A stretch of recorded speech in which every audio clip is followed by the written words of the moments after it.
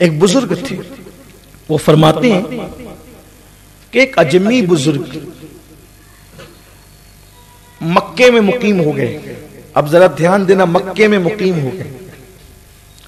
بہت بڑے ولی تھے، وہ ولی کہلاتے تھے، بہت بڑے ولی تھے. پوری رات وہ کعبے کا طواف کرتے تھے.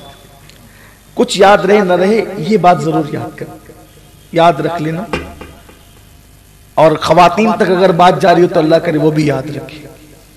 مکے میں رہتے ہیں، پوری رات کعبے کا طواف کرتے ہیں، قرآن پڑھنے میں دن گزر جاتا ہے. دن کو روزہ رکھتے ہیں، پورا دن روزے سے، پوری رات مکے میں. مکے کی جہاں کی ایک نیکی 1,00,000 نیکی کے برابر.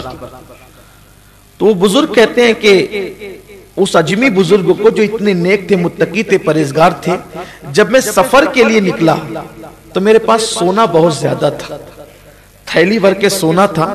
میں نے سوچا یہ بندہ بڑا نیک ہے، بڑا پرہیزگار ہے، اللہ کا برگزیدہ بندہ ہے، دن بھر روزے سے رہتا ہے، رات بھر طواف اور تلاوت میں مصروف رہتا ہے، کتنا نیک ہے، مکہ المکرمہ کا باشندہ ہے، اللہ کا ولی کہلاتا ہے. تو میں نے اپنی وہ سونے کی تھیلی سفر پر جاتے ہوئے اس کو سونپ دیا، تم اپنے پاس رکھو، میں جب آؤں گا پھر لے لوں گا. خدا کا کرنا کہ میں سفر پر گیا اور اسی درمیان اس کا انتقال ہو گیا. اس بزرگ کا انتقال ہو گیا. جب میں واپس آیا تو میں نے اس کے گھر والوں سے کہا کہ وہ فلاں کا ان کا تو انتقال ہو گیا. کہ میں نے اپنی سونے کی تھیلی رکھی تھی ان کے پاس، وہ میری امانت تھی. کہا ہمیں اس بارے میں کچھ بھی نہیں پتا، مجھے کچھ نہیں معلوم آپ کے سونے کی تھیلی کے بارے میں، ہمیں نہیں پتا، ان کا تو انتقال ہو گیا. مکے میں انتقال ہوا تو تدفین کہاں ہوئی؟ مکے کے قبرستان جنت المالا کے اندر. جس قبرستان میں دفن ہونے کے لیے بڑے بڑے اولیاء دعا کرتے ہیں. کیوں؟ حرم کی پشت پر ہے وہ قبرستان. لیکن کان کھول کے سن لو، ولی کہلانے والا، رات بھر کعبے کا طواف کرنے والا، دن بھر روزہ رکھنے والا، وہ بزرگ کہتے ہیں کہ مجھے بڑا غم تھا کہ میری سونے کی تھیلی میں نے دی اور اس کا انتقال ہو گیا، اب میں کیا کروں؟ تو میری ملاقات حضرت مالک ابن دینار سے ہوئی. حضرت مالک بن دینار سے میں نے کہا کہ حضرت بڑا پریشان ہوں، اب کیا مسئلہ ہے آپ کا؟ کہا کہ اتنی بڑی تعداد میں، اتنا وزن میں سونا میرے پاس تھا، ایک بزرگ کو میں نے دیا اور ان کا انتقال ہوا. بہت بڑا متقی پرہیزگار، وہ ولی تھا، بڑا پرہیزگار تھا، رات بھر طواف کعبہ میں لگا رہتا تھا. اب پتہ نہیں کہاں ہوا. وہ اس کے بچے کہتے ہیں کہ ہمیں کچھ نہیں پتا. حضرت مالک بن دینار نے کہا چونکہ ہم رہتے مکے میں ہی ہیں. حضرت مالک بن دینار کہتے ہیں مکے میں رہتے آسان ہے. تم کہہ رہے ہو نا کہ وہ ولی تھا، نیک تھا، رات بھر عبادت کرتا تھا، دن کو روزہ رکھتا تھا. جب جمعہ کی شب جمعہ آئے تو رکن یمانی اور مقام ابراہیم کے درمیان جب کوئی نہ ہو، وہاں شب جمعہ میں آدھی رات کے بعد وہاں کھڑے ہو کر اس کا نام لے کر پکارنا. اگر وہ جنتیوں میں سے ہوگا، نیک ہوگا، ولی ہوگا تو وہ تمہیں آواز دے گا، وہ تم سے بات کرے گا. کیونکہ شب جمعہ میں مومنوں کی، جنتیوں کی روحیں رکن یمانی اور مقام ابراہیم کے پاس جمع ہوتی ہے. اگر بات کرنا ہو تو موقع دیکھنا کہ جب کوئی نہ ہو پکارنا، انشاءاللہ ضرور وہ آپ کو آواز لگائے گا. شب جمعہ کا انتظار ہوا. شب جمعہ نصف شب گزری، بھیڑ چھٹی، لوگ ہٹے تو اس شخص نے، جو دوسرے بزرگ تھے، ولی تھے، انہوں نے آواز لگائی، اے فلاں مجھ سے بات کر، تو کہاں ہے؟ کوئی جواب نہیں آیا. کوئی جواب نہیں آیا. جب کوئی جواب نہیں آیا تو یہ واپس آئے، حضرت مالک بن دینار سے ملے. مالک بن دینار نے کہا انا للہ و انا الیہ راجعون. جس کو تم ولی کہہ رہے ہو اپنی مرضی سے، اپنے دماغ سے، اپنی سوچ سے، اپنی فکر سے، ہوتا ہے نا ایسا، کسی کی نیکی پرہیزگاری دیکھ کر کے ہم بھی اس کو ولی کہنے لگتے ہیں. ولی کہنے میں کسی کو جلدی مت کیا کرو. جب تک کسی کو مخلوق خدا علل اعلان ولی نہ کہے، آپ بھی چپ رہیں، خود سے کسی کو ولی نہ کہے. یہ کوئی چھوٹی موٹی چیز نہیں ہے کہ مترا کے کوئی لڈو ہے کہ یہ تقسیم ہو جائے اور ولایت ہو جائے. ہزاروں سال عبادت کر کے بھی کوئی ولی نہیں بنتا. کسی کی صرف عبادت دیکھ کر کے اس کو ولی نہ کہا کرے, کسی کا صرف تقوی بھی دیکھ کر اس کو ولی نہ کہا کرے. کبھی ایسا بھی ہوا ہے بہت متقی ہوا ہے لیکن ولی نہ بن سکا. اور ایک بات کہتا ہوں, کسی کے گناہ دیکھ کر اس کو ذلیل بھی نہ سمجھا کرے, اس لیے کہ جس کو لوگ ذلیل سمجھتے ہیں کبھی کبھی وہ بھی اللہ کا ولی ہوتا ہے. اس لیے کسی کو ذلیل کہنے میں بھی جلدی نہ کرے, کسی کو ولی کہنے میں بھی جلدی نہ کرے. لوگ کہہ دے پھر آپ کہے تو الگ بات ہے. اس لیے کہ کہا گیا کہ خلق خدا کی زبان نکارہ سمجھا جاتا ہے, نکارہ خدا سمجھا جاتا ہے. پھر سب لوگ کہیں, جب خدا کسی کو ولی بناتا ہے تو لوگوں کی زبان پہ خود ہی آتا ہے کہ یہ ولی ہے, لوگ کہنے لگتے ہیں اس کو.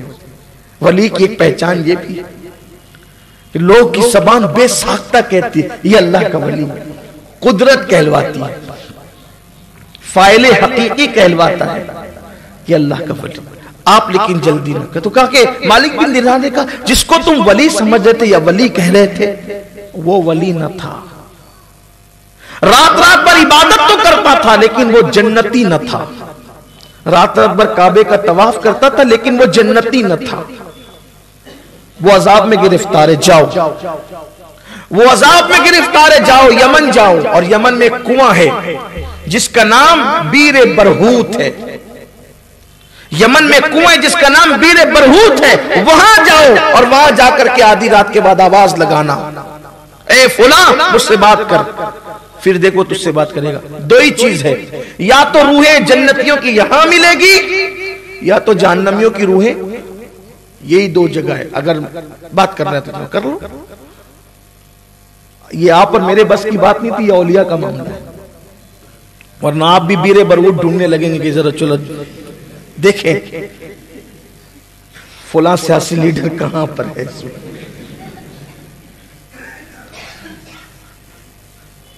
ایسی بات نہیں. اولیاء کے معاملات اولیاء کے لیے, اولیاء کے معاملات اولیاء کے لیے, اسی کو رکھیے. شب قدر میں ساری مخلوق سجدہ کرتی ہے, سمندر کا پانی میٹھا ہو جاتا ہے, تو کچھ لوگ جا کر کے وہ پانی چکھتے رہے. جو زبان غیبت کرتی اور گالیاں دیتی ہو پھر اس پہ بھی نشانی ظاہر ہوگی. تو کچھ چیزیں اولیاء اللہ کے لیے ہوتی ہے, انہی کے لیے رکھیے خاص. اور اگر قدرت کسی پہ کرم کر کے دکھا دے تو یہ ایک الگ عنوان ہے, الگ بات ہے, لیکن عام طور پر معاملہ ایسا ہی ہے. وہ کہا کہ بیر برہوت بھی جاؤ اور وہاں جا کر کے بات کرنا. دیکھو وہ تم سے بات کرے. یہ یمن تک گئے کیونکہ سونا ان کا بہت زیادہ تھا, بڑی رقم تھی, قیمتی چیز تھی, اس کی بڑی رقم بنتی تھی, سونا بہت تھا.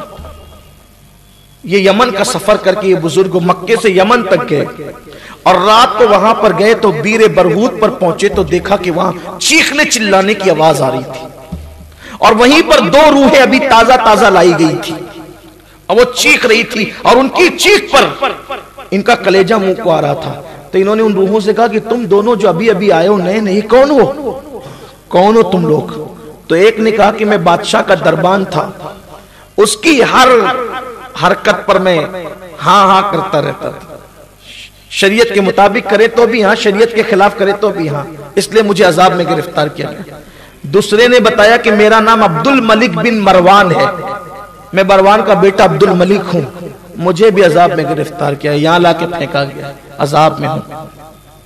وہ بزرگ کہتے کہ میں نے آواز لگائی, او فلاں مجھ سے بات کر. تو ایک غمگین سی آواز آئی, بولو کیا بات ہے؟ وہ وہاں ملا, مجھے اس کی روح وہاں ملی. بولو بھائی کیا بات ہے؟ کہا پہلے یہ تو بتا میرے سونے کی تھیلی کہاں ہے؟ کہا میرے بھائی میں نے اپنے مکان کے زینے کے نیچے تیرے سونے کی تھیلی دبا کے رکھی ہے, وہاں سے نکال لو. میں نے کبھی کسی کی امانت میں خیانت نہیں کی, سو تمہاری امانت تمہیں مل جائے گی. جب میری امانت کا پتہ اس نے بتا دیا, بزرگ فرماتے ہیں کہ میں نے پوچھا آپ تو نیک ہی تھے, پرہیزگار تھے, متقی تھے, ہم آپ کو ولی سمجھتے تھے, کیوں آپ عذاب میں گرفتار ہو گئے؟ کہا واللہ تم جیسا کہتے ہو میں ویسا ہی تھا, یقیناً میں نیک تھا, متقی تھا, پرہیزگار تھا, لیکن عذاب میں گرفتار ہونے کی صرف ایک وجہ بنی, رات رات پر کعبے کا طواف کرنا دھرا کے دھرا رہ گیا, رات رات بھر تلاوت کرنا دھری کے دھری رہ گئی، راتوں کو کھڑے ہو کر نماز پڑھنا دھرا کے دھرا رہ گیا، دن دن بھر روزے سے رہنا دھرا کے دھرا رہ گیا۔ ایک ہی چیز کی وجہ سے عذاب ہو رہا ہے، اگر میری مدد کر سکتے ہو تو یہ کام کر دو میرا۔ کہا کیا چیز کی وجہ سے عذاب ہو رہا ہے؟ کہا میری ایک بہن تھی، بہن کی وجہ سے عذاب ہو رہا ہے۔ میری بہن تھی، ماں باپ کے انتقال کے بعد میں نے بہن سے کبھی ملاقات نہیں کی، میں نے بہن سے کبھی رابطہ نہیں کیا، میں نے بہن کی کبھی خبر گیری نہیں کی۔ بہن کو آتا دیکھ کر ماتھے پر شکن لانے والے بھائیوں سے جی اور دامن چرانے والے بھائیوں، بہن بھائیوں کی مدد کرنے کے لیے اپنے ہاتھ کو کنجوس کرنے والے بھائیوں، ذرا سوچو، پوری توجہ اگر صرف ہم نے نماز روزے کی طرف لگا رکھی ہے تو نماز روزے کی اہمیت اپنی جگہ ہے، لیکن اللہ کے رسول علیہ السلام نے ہمیں صرف نماز روزہ ہی نہیں دیا بلکہ پورا نظام حیات عطا کیا ہے، پورا دین عطا کیا ہے اللہ کے رسول صلی اللہ علیہ وسلم نے۔ وہ شخص کہتا ہے کہ میری اکلوتی ایک بہن تھی، ایک بہن، اس بہن کی میں نے کبھی خبر گیری نہیں کی، اس کے حال احوال نہیں لیے، اس سے کبھی رابطہ نہیں کیا، کبھی پوچھ تاچھ اس سے نہیں کی۔ تو جب میرا انتقال ہوا تو میرے اللہ نے مجھ سے کہا تو پیٹ بھر کے کھاتا رہا اور تیری بہن بھوکی رہی، تو کپڑے پہنتا رہا اور تیری بہن بغیر کپڑوں کے پھٹے پرانے کپڑوں کے محتاجی میں زندگی گزارتی رہی، تو پیتا رہا اچھے اچھے مشروبات اور تیری بہن اچھے مشروب پینے سے محروم رہی۔ سو صرف بہن کی حق تلفی کرنے کی وجہ سے، صرف بہن کی حق تلفی کرنے کی وجہ سے، کیونکہ اللہ نے فرمایا اگر کوئی روزانہ روزہ رکھے اور ہر رات عبادت کرے لیکن اپنے بہن بھائی کے حقوق ادا نہ کرے، صلہ رحمی نہ کرے، تو میں اس کی نیکیوں کو ضائع کر دیتا ہوں، اس کو عذاب میں گرفتار کرتا ہوں، کیونکہ رشتے اللہ نے پیدا کیے ہیں۔ تو اس کنویں سے آواز آئی، صرف بہن کی حق تلفی، اس سے پوچھ تاچھ خیر خیریت کبھی نہیں لی بہن کی، چھوڑ دیا اس کو، اور بہن کو چھوڑ کے آیا کہاں؟ مکے میں رہنے کے لیے۔ بہن کو چھوڑ کے سسرال نہیں گیا تھا، بہن بھائی کو چھوڑ کر کے کسی الگ گوشے عافیت میں نہیں گیا تھا، بلکہ بہن کو چھوڑ کر مکہ اللہ کے گھر، اللہ کے حرم میں مقیم تھا۔ میں یہ نہیں کہہ رہا ہے کہ بہن بھائیوں سے کوئی الگ نہیں رہ سکتا، یہ نہیں ہے، علیحدہ رہ سکتے ہو، بلکہ بعض مرتبہ علیحدہ رہنے میں فائدہ زیادہ ہے، پردے کا اہتمام اور ساری چیزیں وہ ایک الگ تفصیل ہے، لیکن علیحدہ رہ کر بھی بہن بھائیوں کی خبر گیری تو کی جا سکتی ہے نا۔ جہاں مکانات الگ الگ ہوئے کوئی خبر گیری بھی نہیں، کوئی تعلق بھی نہیں، حتیٰ کہ عید پر تک بھائی بھائی نہیں ملتے ہیں، دوسروں سے ملتے، وہ ادھر جا رہا ہے وہ ادھر جا رہا ہے۔ وہ شخص کہہ رہا ہے جو مکے میں مقیم تھا، مکے میں انتقال ہوا، جنت المالا میں دفن ہوا، وہ کہتا ہے کہ بہن کی حق تلفی کی وجہ کبھی خبر گیری نہیں کی، عذاب میں مبتلا ہوں۔ اب ایک ہی صورت ہے، نمازیں پرفیکٹ ہے، نمازیں پڑھی ہے، روزے رکھے، سب رکھے، بس ایک ہی گناہ ہے کہ میری بہن کا میں نے حق مار دیا، اس کی خیر خیریت نہیں کی، اس کی حق تلفی کی ہے۔ جاؤ، اگر وہ مجھے معاف کر سکتی ہے تو اس سے معافی کروا لو، اگر وہ معاف کر دے گی تو میں یہاں سے نکال کے جنت میں داخل کر دیا۔ وہ بزرگ فرماتے ہیں پھر میں پہلے اس کے گھر گیا کہ واقعی یہ بات صحیح ہے کہ نہیں۔ جب میں نے اس کے زینے کے نیچے کھول کر کے دیکھا تو مجھے میری سونے کی تھیلی مل گئی۔ واپس پھر میں نے عجم کا سفر کیا اور اس کی بہن کو جا کر کے میں نے دیکھا تو بڑی بری حالت میں اس کی بہن تھی، پھٹے پرانے کپڑے اور بھوک اور پیاس کی شدت میں وہ ڈوبی ہوئی تھی۔ اس کا حال دیکھ کر کے مجھے رونا آ گیا۔ میں آپ سے پوچھنا چاہتا ہوں، آپ صحیح کہنا، کیا یہ گھر گھر کی کہانی نہیں؟ کیا یہ ہر گھر کی کہانی نہیں؟ آج ہماری بہنوں کے ساتھ اپنا سلوک کیا ہے؟ آج ہمارے بھائیوں کے ساتھ اپنا سلوک کیا ہے؟ ہمارے ماموں کے ساتھ، چچاؤں کے ساتھ ہمارا سلوک کیا ہے؟ بس ایک بات جاتے جاتے اتنا کہنا چاہتا ہوں، آخری میں ہم یہ کہتے ہیں یار میں تو سب کا کرتا ہوں، لیکن وہی جو ہے وہ